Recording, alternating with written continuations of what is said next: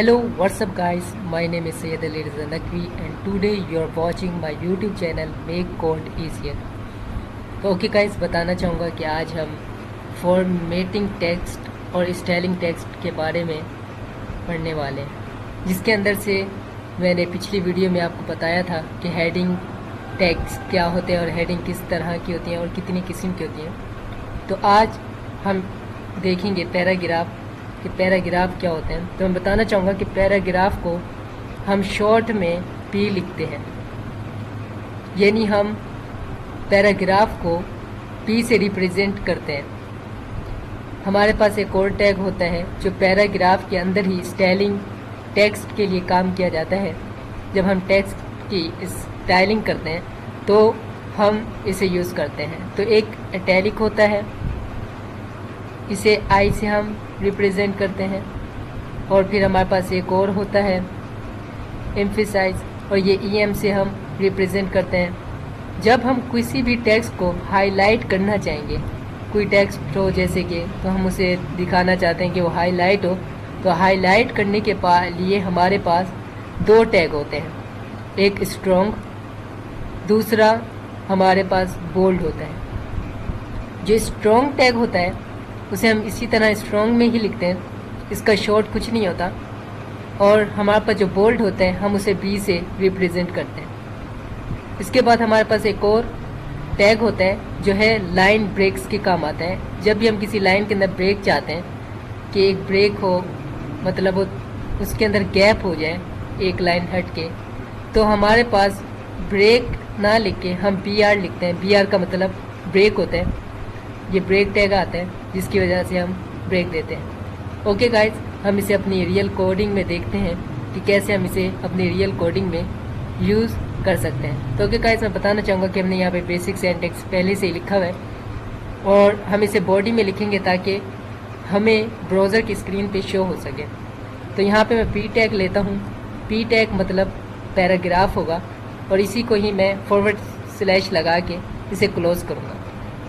तो यहाँ पे मेरे पास एक डमी पैराग्राफ है जो कुछ लाइनों का है। मैं इसी को कॉपी करता हूँ। ये लोरियम इप्सम का है, इसकी वेबसाइट होती है, हम वहाँ से डमी पैराग्राफ उठाते हैं। तो ये डमी पैराग्राफ की कुछ लाइनें हैं, ये उठा के मैं यहाँ पे पेस्ट करता हूँ, कंट्रोल V, और आप देख सकते हैं यहाँ मैंने पेस्ट कर दिया। अब जैसे कंट्रोल S करूँगा तो यहाँ पे हमारे पास ये आ जाएगा।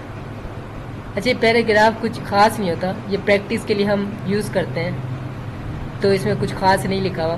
तो ये पैराग्राफ होता है। तो मैंने हेडिंग टैग में बताया था कि हमारे पास एट्रीब्यूट होता है जिसके अंदर अलाइन नाम का, उसकी 3 प्रॉपर्टी होती हैं। तो इसके अंदर भी हम वो यूज़ कर सकते हैं, अलाइन लिख कर इजिकल टू, और यहाँ पे हम इसकी 3 प्रॉपर्टी होती है। मैंने कहा था एक सेंटर और दूसरी लेफ़्ट। लेफ़्ट जो होती है वो बाय डिफ़ॉल्ट होती है, पहले से ही होती है। और हमारे पास एक और होती है जो राइट, जो टेक्स्ट को राइट की तरफ कर लेती है। तो मैंने बताया था पैराग्राफ में एक और हम पढ़ेंगे जो मैंने हेडिंग में नहीं बताई थी, तो वो हम इस पैराग्राफ में यूज़ करेंगे, वो है जस्टिफाई। अभी मैं आपको इसे राइट करके दिखाता हूँ, ताकि ये राइट और कंट्रोल S करूँगा तो आप देखेंगे ये टेक्स्ट जो है राइट चला जाएगा। यहाँ से शुरू हो रहा है, ये यहाँ से ना होके बल्कि ये यहाँ से हो रहा है। तो मैंने बताया था ये अरबिक हो गई लैंग्वेज, और उर्दू जैसी लैंग्वेजों के लिए हम जब भी, क्योंकि वो राइट से शुरू होती है, तो उनके लिए हम इसे यूज़ कर सकते हैं। तो बाय डिफ़ॉल्ट लेफ़्ट ही होता है, लेकिन मैं इसे फिर से लेफ़्ट करता हूँ तो आप देखेंगे ये लेफ़्ट की तरफ हो जाएगा। देखा, इस तरह ये लेफ़्ट चला गया। एक और होती है जो है सेंटर, ये बिल्कुल सेंटर में ले आती है। जैसे हम कहेंगे सेंटर, तो कंट्रोल S करेंगे तो ये सेंटर हो जाएगा, बिल्कुल सेंटर में आ गया। इसके साथ हमने एक जो वैल्यू थी वो रह गई थी, जो है जस्टिफाई। जस्टिफाई हम जब करेंगे तो आप देखेंगे कंट्रोल S, और मैं जैसे ही इसे रिलोड करूँगा तो इसमें भी कुछ ख़ास पता नहीं चल पा रहा। मैं इसे अभी हटा के, ताकि आपको मालूम हो, इसे अभी हटा देता हूँ, और इसी जो पैराग्राफ है इसको मैं दोबारा से एक और मरतबा जो है कॉपी करके पेस्ट कर देता हूँ, क्योंकि जैसे ये टेक्स्ट हमारे पास ज़्यादा होगा तभी वो जस्टिफाई हमें समझ आएगा। तो ये हमारे लिए कुछ बड़ा हो गया। तो अब हाँ, मैं बताता हूँ जस्टिफाई। तो अब यहाँ पे मैं जस्टिफाई लिखूँगा दोबारा, यहाँ पे अब जस्टिफाई लिखूँगा मैं, कहाँ, हाँ जस्टिफाई अब लिखेंगे। तो अभी हमें जस्टिफाई लेके कंट्रोल एस सेव करूँगा, तो आप देख सकते हैं कि ये जस्टिफाई हो गया। आपने यहाँ देखा होगा पहले यहाँ पे स्पेस थी, अब स्पेस नहीं हुई। ये क्या करता है, टेक्स्ट को बिल्कुल बराबर से कर लेता है। जैसे ये वेव्स बन जाती हैं तो ये वेव्स टेक्स्ट के हटा के इसे बिल्कुल सीधा कर देता है। अभी मैं इसे जस्टिफाई को अभी रिमूव करता हूँ, तो आप देखेंगे वहाँ पे एक वेव्स बन जाएंगी। जैसे आप देखेंगे अभी कंट्रोल एस, और देखें ये टेक्स्ट यहाँ पे काफ़ी स्पेस है। तो ये जस्टिफाई ये काम करता है कि ऐसी जो स्पेस होती है उसे हटा लेते हैं, वो बराबर मूव कर लेते हैं। ये यहाँ पे और टेक्स्ट तो नहीं आ जाता, टेक्स्ट वहीं का वहीं रहता है, लेकिन ये जो है स्पेस ज़्यादा दे के इसे बराबर कर लेते हैं। अभी मैं आपको करके दिखाता हूँ। जस्टिफाई फिर से मैं लिखूँगा जस्टिफाई और कंट्रोल एस करूँगा, तो आप देखेंगे ये वहीं पे ही है, यहाँ पे कोई और नहीं आया टेक्स्ट, बल्कि ये वही है। बस यहाँ पे जो स्पेसिस होती है बीच में वो थोड़ा बट गई हैं, जिसकी वजह से ये पूरा जस्टिफाई हो गया, बराबर में हो गया। तो ये इस तरह में काम करता है। तो अब हम इसे हटा लेते हैं, तो इसे रिमूव करता हूँ। इसकी जगह अगर हम सेंटर पे करना चाहें किसी टेक्स्ट को, तो हमारे पास एक और टैग होता है जो सेंटर होता है। ये टैग को सेंटर कर लेते हैं। ये एक अलग सा एक टैग होता है सेंटर, और इसी को यहाँ पे मैं क्लोज करूँगा, तो आप देखेंगे ये फिर भी सेंटर में ही हो जाएगा। सेंटर ये हर चीज़ को सेंटर में ले जाता है। कंट्रोल एस और रीलोड करूँगा, तो आप देखेंगे ये सेंटर में हो गया। तो अलाइन सेंटर ना लिखे हम सेंटर भी इस तरह से भी कर सकते हैं। तो अभी मैं ये करना नहीं चाहता, तो इसे हटा लेता हूँ। अब हम स्टाइलिंग की अगर बात करें, तो हमारे पास एक टेक्स्ट होता है बोल्ड। बोल्ड जो होता है वो हाईलाइट करता है, यानी आप चाहते हैं कोई टेक्स्ट हो वो सामने हाईलाइट हो, यानी वो उभरा हुआ हो, और वो तो उसके लिए हम क्या करेंगे, बोल्ड। बोल्ड जो है वो बी से हम रिप्रेजेंट करेंगे। बी लिखूंगा और बी को ही मैं यहाँ पे क्या करूँगा, क्लोज करूँगा, क्लोजिंग टैग करूँगा, फॉरवर्ड स्लैश लगा के बोल्ड बी। अब कंट्रोल एस करूँगा, तो आप देख सकते हैं ये जो टेक्स्ट है मैंने इस, और जो ये बोल्ड जो लिखा होगा यहाँ तक मैंने लिखा है, तो ये इतना हिस्सा ही बोल्ड हो जाएगा। अभी मैं रीलोड करता हूँ, तो आप देख सकते हैं ये बिल्कुल अलग सा हो गया है, यानी ये हाईलाइट हो गया। तो इसका भी हम बहुत ज़्यादा यूज़ करते हैं बोल्ड। बोल्ड यानी कि ये बोल्ड कर देते हैं टेक्स्ट को। हम बोल्ड ना लिख के एक और टैग होते हैं जो है स्ट्रॉन्ग, ये भी बोल्ड की तरह ही काम करते हैं। जैसे मैंने लिखा है स्ट्रॉन्ग, और यहाँ पे मैं इसको लिखता हूँ स्ट्रॉन्ग, तो ये कुछ फ़र्क नहीं पड़ने वाला, ये भी स्ट्रॉन्ग ही है। आपकी मर्ज़ी होती है कि आप इनमें से कोई भी यूज़ कर सकते हैं। अब जैसे रीलोड करूँगा तो आप देखेंगे कोई फ़र्क नहीं पड़ा, ये वैसा का वैसा ही लिखा हुआ है। तो यानी इसमें कोई फ़र्क नहीं होता, ये बिल्कुल वैसा का वैसा ही होता है। अब मैं चाहता हूँ ये बिल्कुल हेडिंग की तरह ही दिखे, और ये वाला हिस्सा जो है ये नीचे हो जाए, यानी एक ब्रेक हो जाए, ये लाइन से हटके नीचे आ जाए। तो इसके लिए हमारे पास ब्रेक टैग होता है जो क्या करता है, लाइन में ब्रेक कर देता है।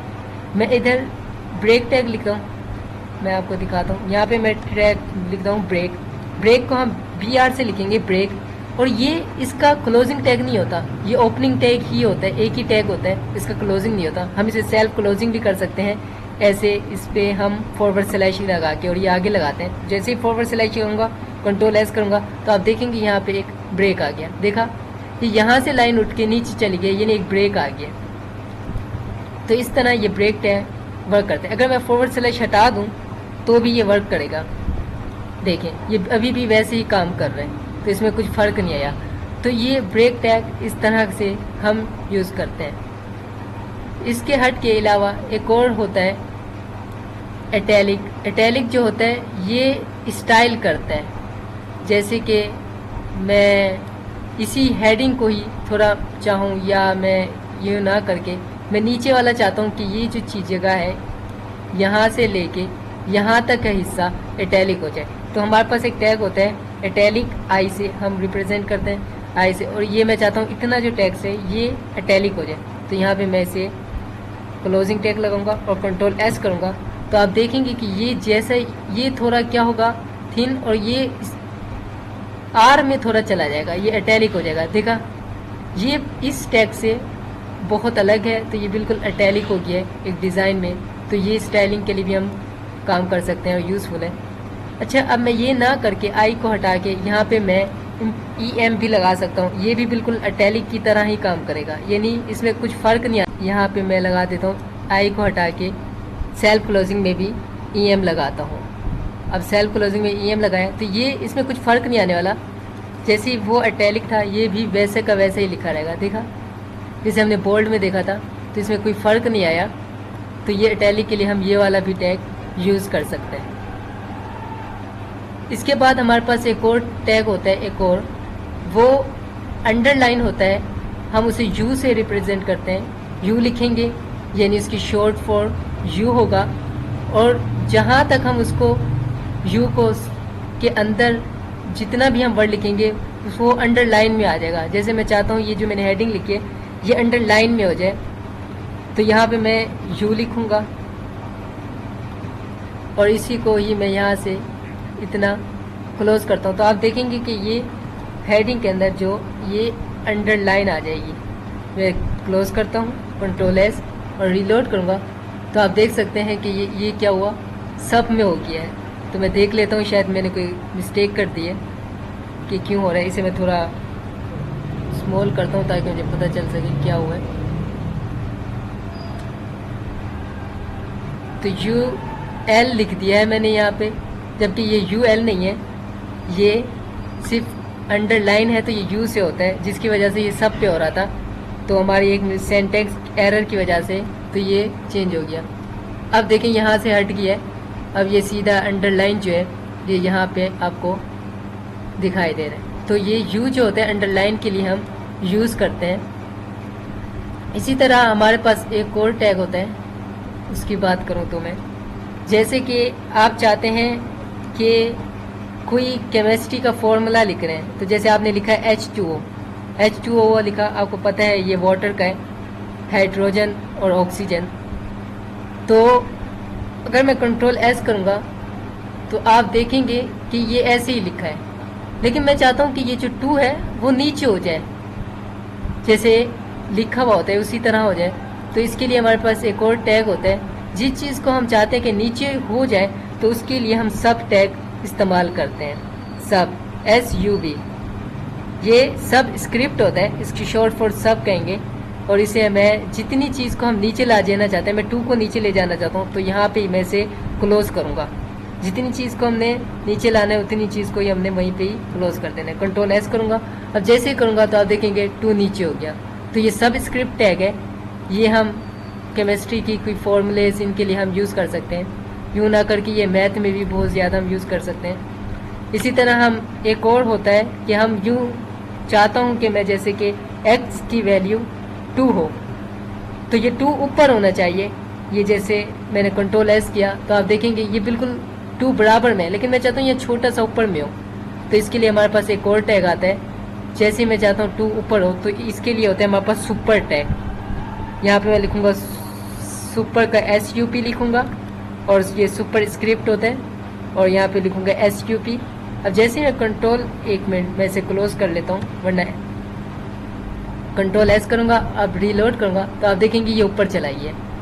तो ये ज़्यादा हम जब कोई मैथ की या मैथमेटिक की कोई वेबसाइट बनाए तो उसके लिए हम इसको ज़्यादा यूज़ कर सकते हैं। तो ओके गाइस, मैं बताना चाहूँगा कि आज की वीडियो में मैं सिर्फ इतना बताना चाहता था। आने वाली वीडियो में हम देखेंगे अनऑर्डर, ऑर्डर लिस्ट वगैरह, ये सब चीज़ों पे बात करेंगे कि ये क्या होती हैं। अभी के लिए इतना रखते हैं, आने वाली वीडियो तक के लिए खुदा हाफिज़।